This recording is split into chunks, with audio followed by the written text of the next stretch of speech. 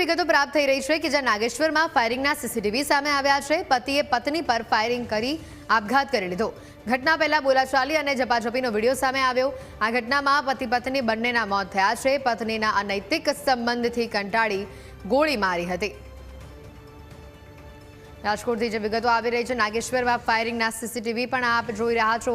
પતિએ પત્ની પર ફાયરિંગ કરી પોતે પણ આપઘાત કરી લીધો। ઘટના પહેલા બોલાચાલી થઈ હતી, બંને વચ્ચે ઝપાઝપી પણ થઈ હતી અને જેનો આ વિડીયો પણ સામે આવ્યો છે।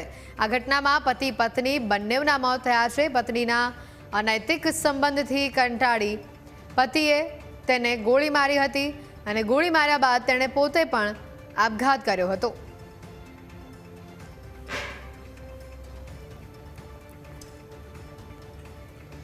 હાલ આ ઘટનાનો જે વિડીયો સામે આવ્યો છે, ઘરકંકાસમાં આજે પતિ પત્ની બંને જીવ ગુમાવ્યા છે।